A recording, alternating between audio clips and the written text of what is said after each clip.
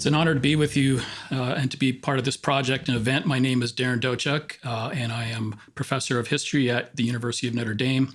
Today, I'd like to talk just about a bit about the migration and sequences of migration of Protestants into Southern California in the post-World War II period.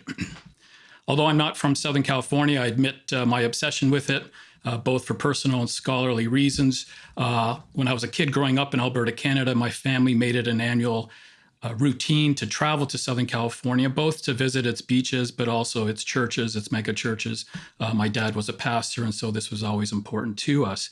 I think that obsession has stayed with me throughout my career, first as a PhD student at the University of Notre Dame, and now as a member of the Notre Dame history faculty. I've continued to be interested in this region as a progenitor of religious, cultural, and political change in modern American experience. So through the last 15 years, as I have written a few different books, my scholarship has continued to be very much interested in migration, the movements of religious-minded people, institutions, churches, and communities to the West, and in particular to Southern California, be it average American folk from the Depression era Oklahoma and Texas, or more recent of my interests, be it wildcat evangelical oilmen from Pennsylvania to Los Angeles in the late 19th century. And I assume it's for this reason, my own obsessions, both with Southern California and migration, that I've been asked to comment on Protestant migration and the evangelization and re-evangelization of Southern California. So our time is relatively short. In the few minutes I have today, I'll just briefly survey some facets of migration and encounter that have left such an indelible imprint on Southern California's soul. I'm a historian, and so I will proceed with an eye to change over time, moving chronologically from the 1940s to the present, but also pausing at a few key junctures, 4 total, if I have time, to observe the facets and legacies of movement, the movement of people and institutions and religious ideas and commitments that made Los Angeles so uniquely transformative. If there is an argument to be advanced here, it's simply this: the unceasing flows of religious people into Southern California in the years after World War II made it an epicenter of Protestant growth, innovation, and verve, also a crucible of religious transformation on a national scale and a gateway for global Christianity. While other regions of the country may vie today for that same status as American Protestantism's most multicultural and multifaceted hub and a national trendsetter, one might compare Los Angeles to Houston today, for example, no other metropolitan complex has consistently generated more evangelistic fervor and nurtured a stronger missionary imperative than Los Angeles. And I will say from the outset here that when I say Los Angeles, I'm including Southern California, certainly Los Angeles and Orange counties. The timing of Los Angeles's rise as a thriving urban and suburban mecca, its geography and proximity to the Pacific, and position along the American Sunbelt, its cutting-edge capitalism and entrepreneurial spirit have all helped make Los Angeles stand out as exceptional in modern U.S. religion and culture. But it is the continual movement of people and institutions of faith into and across this place, this sprawling place, and their encounters with each other and with the distinctive socioeconomic and cultural features of it that has made it so dynamic and impactful. The backdrop to this dynamism is, of course, a long-standing pattern of in-migration of people of all ethnicities, race, and religion in Southern California. The statistics do not say it all, but they say a lot, simply about how monumental migration was at mid-century. Now, of course, the story of migration into California starts much earlier. If we want to understand the differences, for instance, between Northern and Southern California, one might want to first appreciate the movement of primarily liberal mainline Protestant churches, Presbyterian, Methodist, Congregational, into San Francisco and Northern California, particularly in the 19th century. But by the early 20th century, it was Los Angeles and Southern California that was going to benefit from this kind of movement on a mass scale. And again, if you want to look briefly here at the slide before you, just to give you some numbers of how these migration patterns looked. Los Angeles, of course, is going to experience its first major boom in the 1920s. It is going to double its population from 577,000 to 1.3 million all over the course of a decade. Los Angeles County as a whole will grow from 936,000 to well over 2 million. All this primarily on account of Midwesterners flocking from places like Iowa, looking for a better, more healthy and booming economy and a healthy place, a sunny town with all its warmth, and finding it and all the excitement that would come with it, and the Hollywood scene as well in Southern California. But this boom would pale in comparison really to what's going to come in the immediate World War II years, certainly the Depression, but also and especially migration that's going to happen during the war and in the immediate Cold War period. And that will be my kind of first period of focus right now. It's certainly one that I have discussed at length in my first book, From Bible Belt to Sun Belt. Looking at those numbers here, again, 1940 to 1960, Los Angeles, the city itself, grew from 1.5 to 2.5 million. Los Angeles County from 2.8 to 6 million.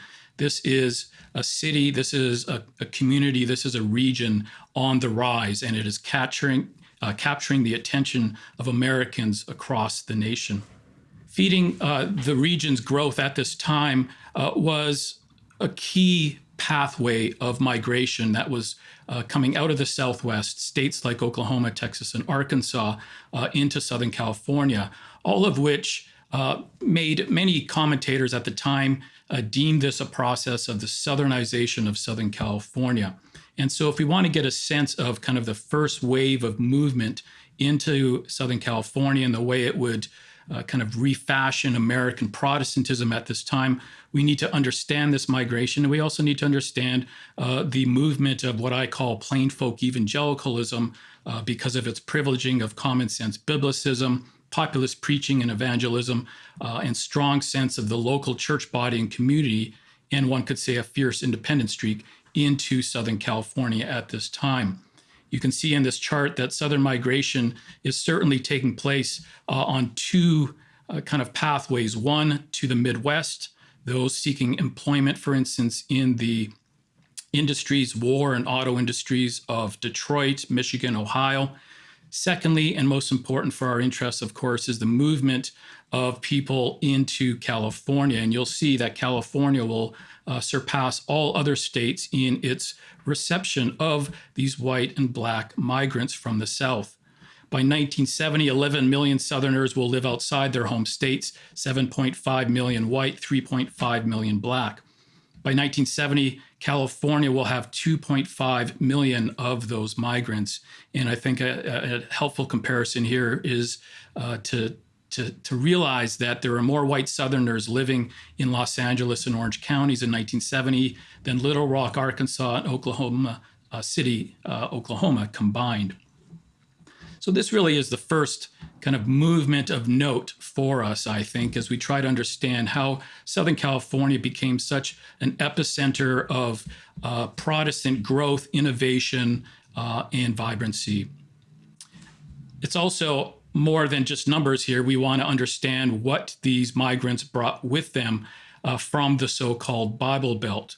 And what they did bring, of course, was an earnestness to save Southern California, to save this frontier from its secularism, and also to set a pattern of witness and evangelism that those back home could be impressed with and take as an example. A telling quote appeared in the Southern Baptist Home Mission magazine in 1946, which really kind of encapsulated this notion of an errand into the wilderness.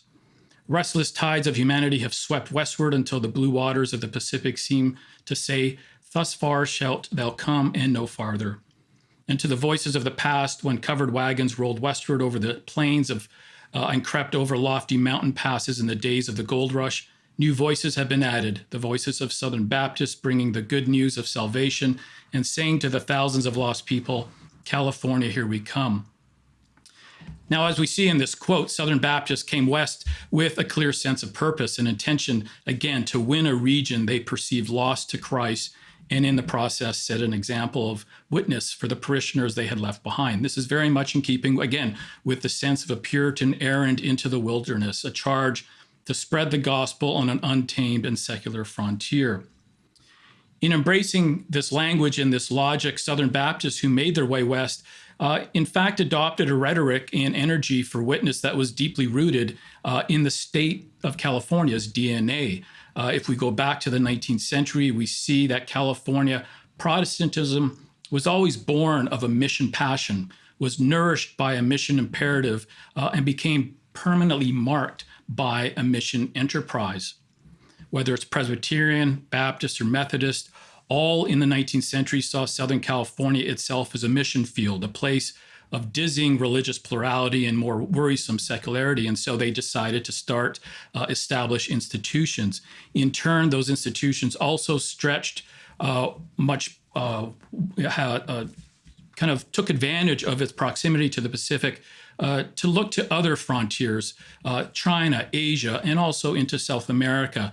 Southern California would assume that same kind of role as an epicenter and launching point of missions and evangelism, both at home and abroad, in a way that San Francisco perhaps once assumed in the 19th century.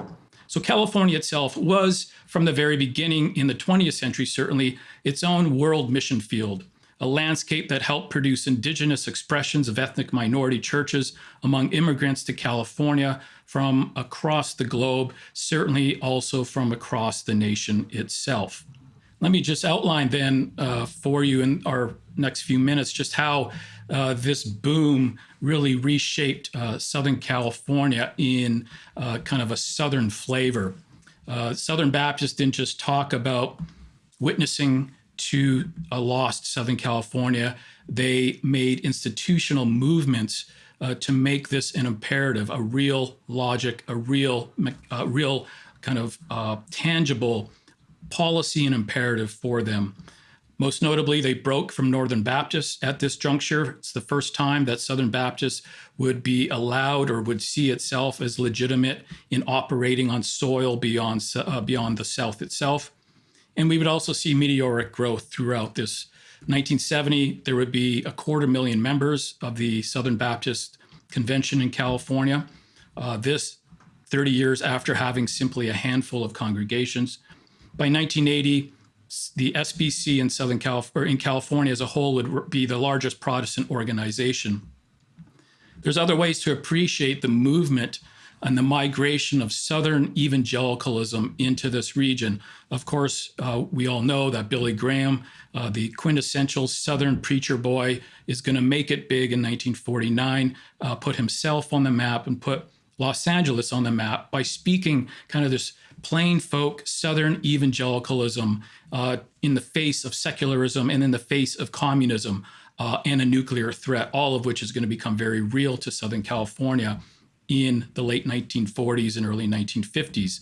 Graham, in turn, is going to be part of a broader kind of movement of new evangelicalism. Fuller Seminary, founded at the same time, with the charge to put forward an ecclesiastical positive agenda, but also be the bulwark against secularism and a vanguard of Christendom in the fight with communism and liberal drifts in Southern California. So this kind of Southern inflected impulse is going to shape Southern California evangelicalism at this crucial point in many different ways.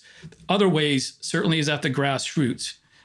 We have movement of other sorts. Many of those who moved to Southern California during the war years, such as Gene Vandruff, just an average boy from Oklahoma, did so to go off to war. Upon their return from the Pacific Theater, they sought to remake themselves, carve out a new life, and really remake Southern California religious culture as well. In the case of Gene, he returned and moved from a working class blue collar suburb of Los Angeles, places like Bell Gardens that were the original home to Southern migrants, and then made his way into the middle class, another facet of movement of this time, and into the northern developing region of Orange County, where he settled in a church and a community, a Baptist church that was close to North American Aviation, a plant of 25,000, pictured below, and into a church that serviced workers in that aviation plant. And so there is yet another facet to this story of movement. It's the movement of Southerners. It's the movement of workers coming back from war, of GIs themselves, and of making Southern California really an epicenter of Christianization in the region and across the globe. I think an interesting story here is that of Elizabeth Betty Green, who is kind of emblematic of the way that many evangelicals returned to Southern California and saw it as a launching pad for new global missions abroad, especially in South America, which was going to be a focus of organizations formed at this time, like Missionary Aviation Fellowship. Green herself would be one of the first to help organize this agency, which would make it its goal to provide pilots for missionary transportation in South America with such agencies as Wycliffe, which has its own Southern California roots.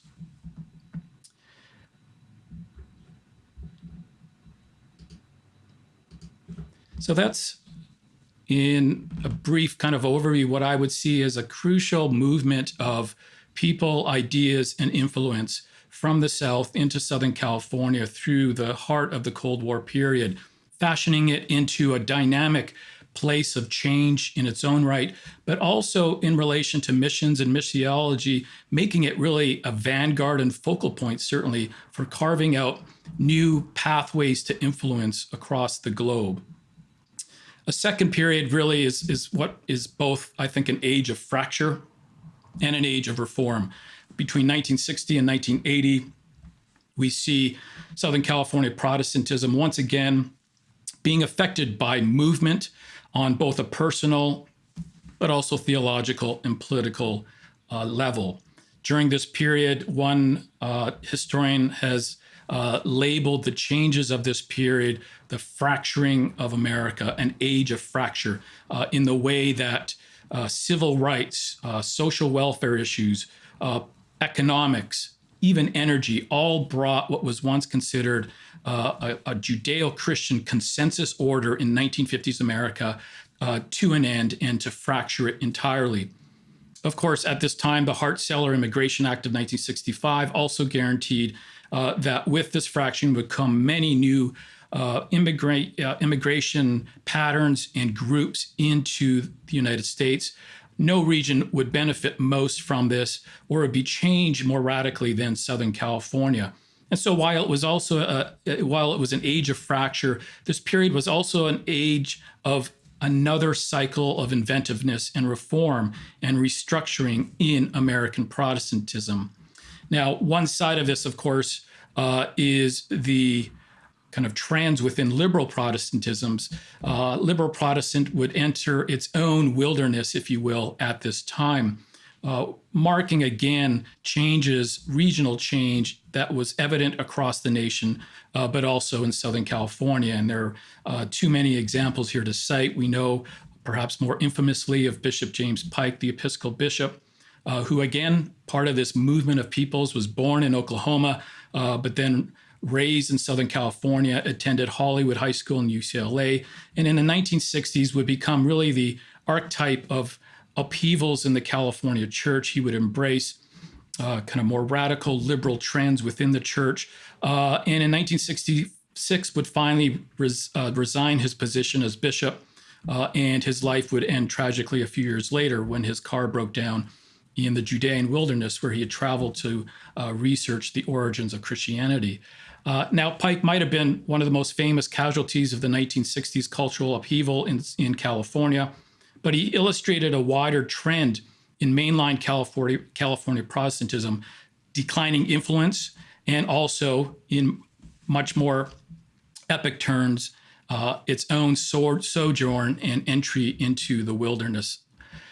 We can talk about reasons why this occurred across the nation, but in Southern California especially, one author has talked about the boomerang effect of liberal Protestant missionaries who went out into the world in the 1920s, 30s, and 40s and became much more progressive, cosmopolitan in their outlook, and then returned to the United States much more disillusioned with the church and its evangelism, and much more in tune with secular ideals, more interested, for instance, in working in government, working in nonprofit agencies, and perhaps business as well. Herbert Nicholson is just one example of several of Californians, a Quaker missionary who went to Japan and then took up residence in Pasadena, someone who, upon his return, became much more skeptical of kind of traditional evangelistic outreach, and more in tune with some of the social and political injustices of the period, and wanting to fight on behalf of social justice and economic justice. The bottom line is that by 1970, the liberal Protestant side of global evangelism had declined. That assessment garnered national attention when Dean Kelly, a legal scholar and affiliate with the National Council of Churches, penned Why Conservative Churches Are Growing, published in 1972. Kelly highlighted the differences between liberal and conservative churches, and in his mind, while conservative churches were focused on spiritual matters, the liberal churches, to their detriment, were focused on social and political causes, to their detriment in terms of seeing their numbers fall and decline precipitously, numbers that I have outlined here on this slide. What Kelly identified as a trend had much to do with demographic transformations as theological ones, though the latter mattered too, as a way to enunciate Southern California's established role in the 60s, 70s as well, especially the 1970s, as a trend center in evangelical outreach. In this moment of foment, Southern California sparkled as the window into the nation's spiritual future. If liberal Protestantism was flourishing abroad, evangelicals, as noted in the statistics, were flourishing in the mission field, for instance. And the movements, multiculturalism, and missiology of Southern California all aided to that surge. Just to highlight again briefly the way in which movements in Southern California and across Southern California helped trigger new trends in missions. Southern California, since the early 20th century, of course, had always been welcoming of faith missions, that more independent, faith-only approach to missions, rather than a top-down organizational approach, an agenda that was endorsed by churches like Church of the Open Door and Biola and Wycliffe and so forth. But by the early 70s, evangelical missiology in the region was evolving in slightly different directions. And Fuller Seminary, of course, would be the heartbeat of this, thanks in large part to the work of Donald McGavran and his founding deanship of the School of World Mission. McGavran, of course, would espouse the homogeneous unit principle, which called for witness on a massive scale, always with an eye to demographic unities. McGavran, coming to this realization of blending evangelism with education and social work, and of making disciples of Jesus through his own travels, through his own relocation as a child from India to Oklahoma, and then, of course, much later in life, back to India and then to California to do his good work at Fuller Seminary. In the early 70s, of course, it wasn't just McGavran who was doing the heavy lifting in this regard, sharing his anthropological sensitivities and reformist views of missiology, were also Ralph Winter, another stalwart in Southern California, whose Pasadena-based U.S. Center for World Mission focused on reaching unreached people groups around the globe. Other patterns, again, of movement and change, meanwhile, transpired at this same juncture, underscoring the role that Southern California religion, on account of its constant motion and openness to change, would play in the restructuring of American religious culture. Once again, the examples are far too great here to list. We know of youth ministries of the day, Bill Bright, Oklahoma transplant who comes to California and builds up Campus Crusade for Christ, and by the 60s and 70s is sweeping Berkeley and UCLA with evangelism. Chuck Smith, Calvary Chapel and the Jesus People, also, again, a response to the movement of people, young people in this case, both geographically and also intellectually, trying to bring them into a renewed evangelicalism that was more open to progressive causes and also to a more emotive form of worship and expression.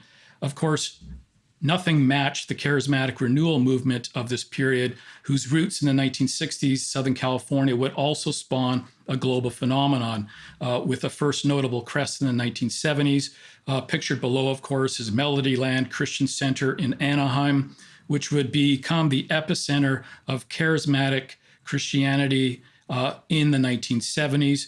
There, another transplant from Oklahoma, Ralph Wilkerson, would ensure that Melody Land became a multicultural, multi-generational, and multi-class congregation that was open to the Spirit-led gospel. He would also welcome preachers and people from all different ethnic backgrounds. This would become a location, for instance, for preaching, visiting preachers, Fred Price and Evie Hill, both from from South Los Angeles, who again would become welcomed in the very opening and inclusive environs of the Melody Land Center in the 1970s, from which also they would speak through broadcasts over Trinity Broadcasting Network throughout the United States, all the way across oceans, even to Israel. While the neo-Pentecostal wing would continue to redefine and restructure global evangelicalism, thanks in no small part to the energy and entrepreneurialism of Southern California, global evangelical missions would benefit from the Golden State's input as well.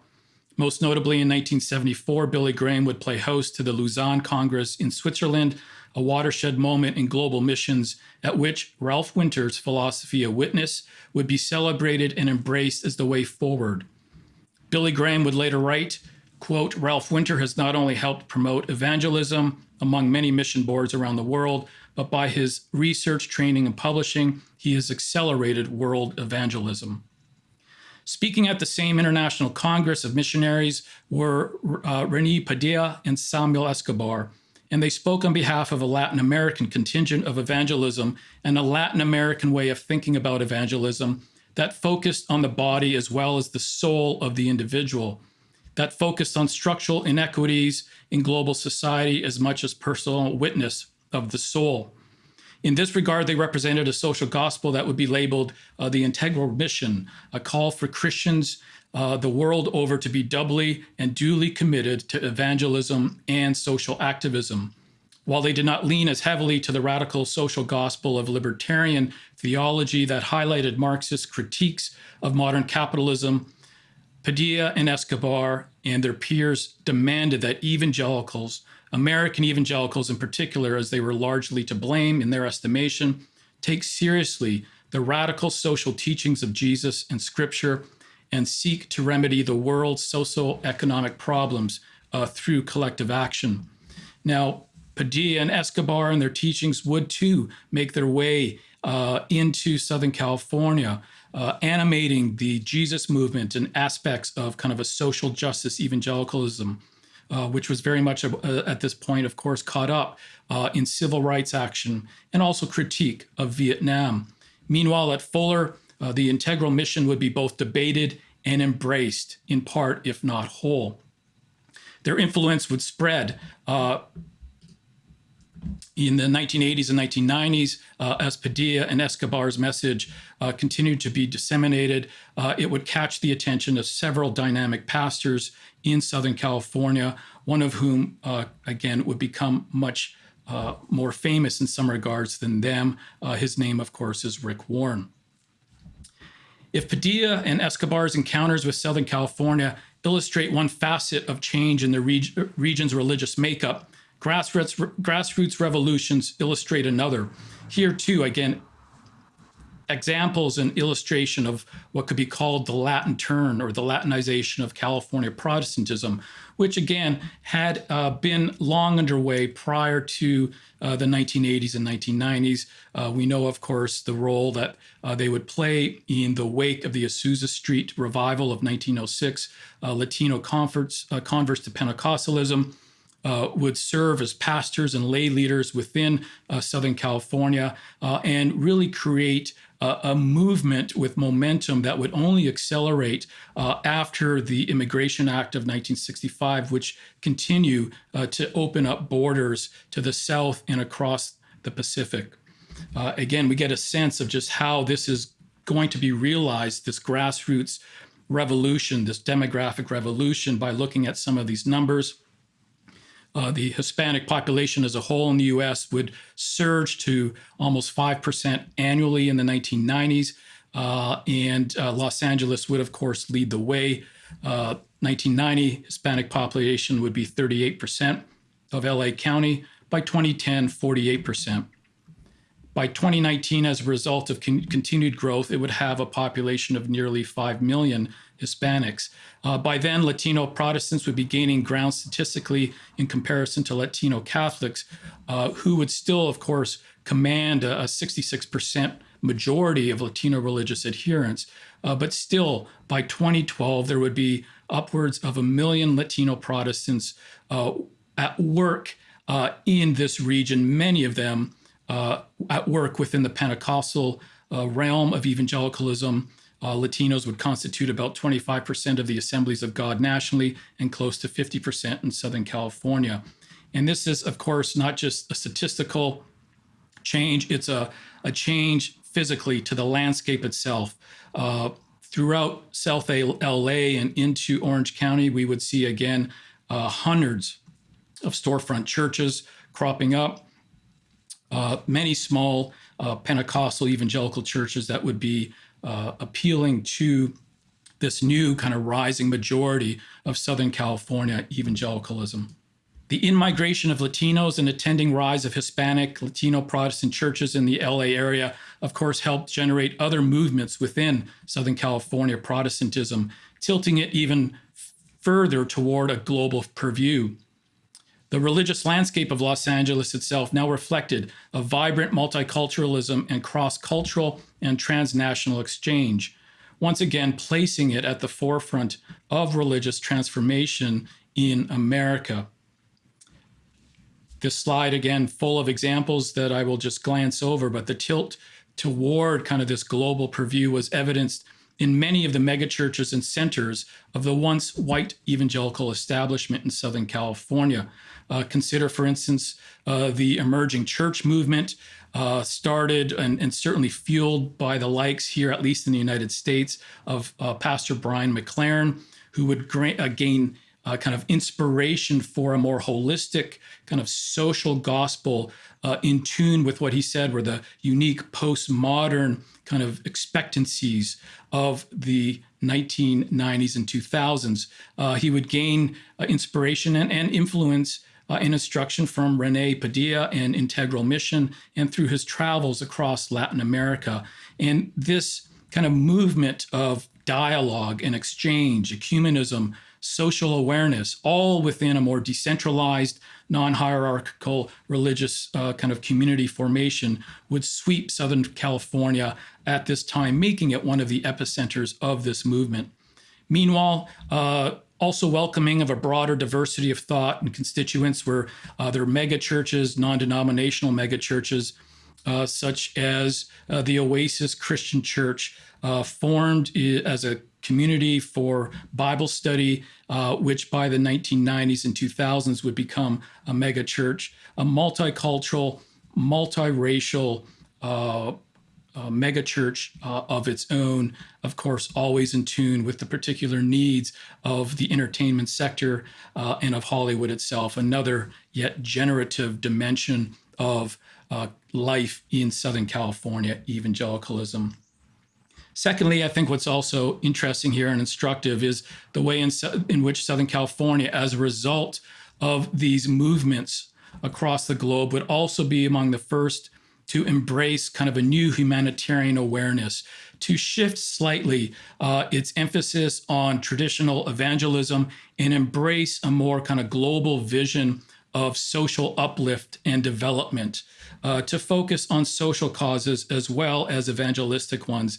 Again, this is something that's generated in Southern California through, for instance, World Vision, which stems from Southern California's Robert Pierce, whose work in Korea in the 1950s inspired him to build this international operation. By the early 2000s, World Vision International was active in 80 countries with the total revenue of grants, product, and foreign donations of more than $2 billion. We don't speak much of the Mennonite Brethren, but there too is a story worth telling in its own right.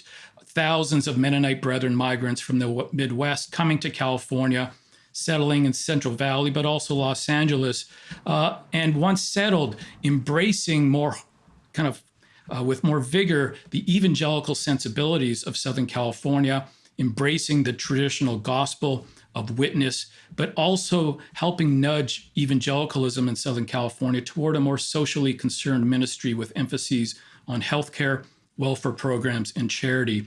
And then, of course, perhaps the most striking example of this, certainly the most popular or noticed, is Rick Warren and Saddleback Church. Here, a Southern Baptist preacher turns his megachurch into a global humanitarian program that will stretch all the way to Africa, with emphases on fighting poverty and disease, illiteracy, poor sanitation, and water.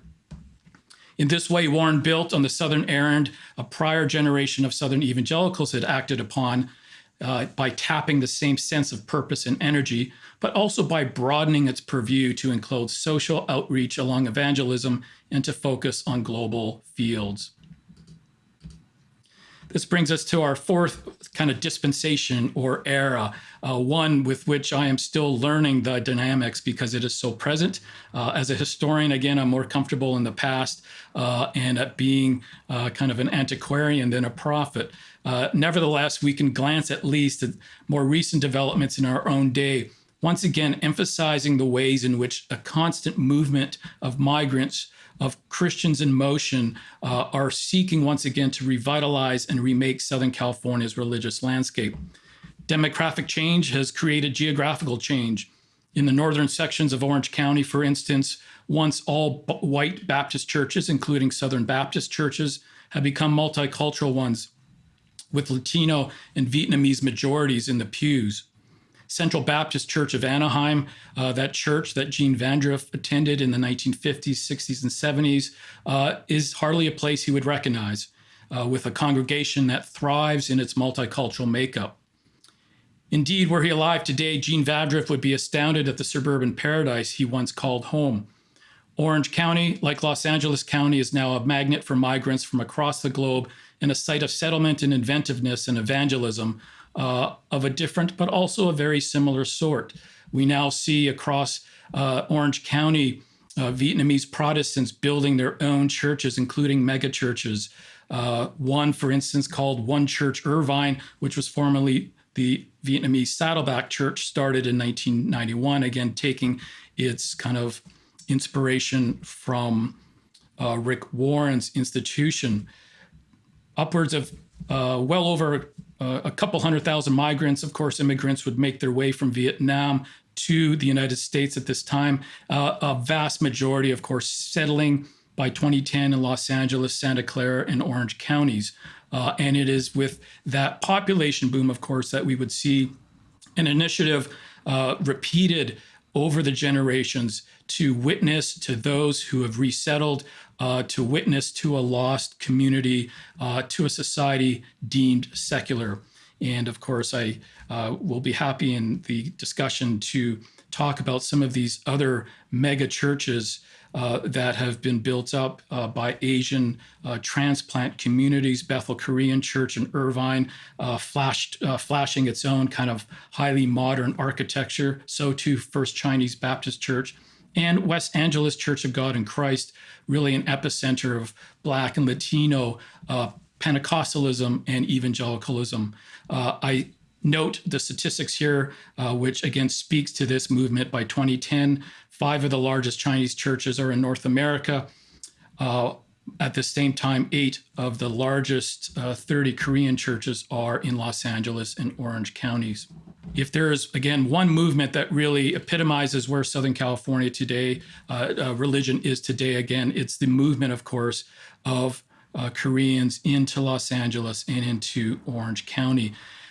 It's in this new millennium that they, in fact, through its own kind of ricochet effect, the movement of evangelical missionaries into Korea in the 19th century, creating a response to Christianity, generating a commitment among Koreans to Protestantism that is now reflected back on Southern California.